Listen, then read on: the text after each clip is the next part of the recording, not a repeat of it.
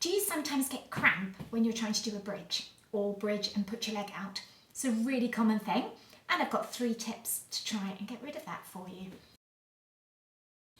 It happens because you're using your hamstrings, which will cramp easily because they're short burst muscles, rather than your glutes, which are much stronger, designed to go for longer.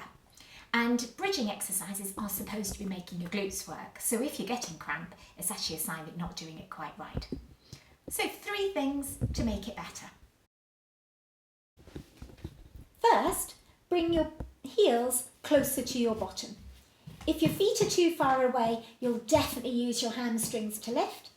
Bring your heels closer to your bottom and it's much easier to activate your glutes.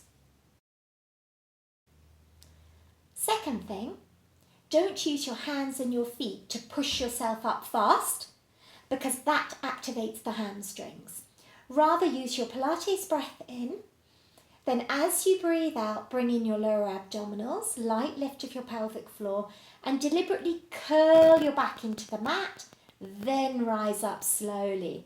This will feel much more like you're using your glutes and much less the hamstrings.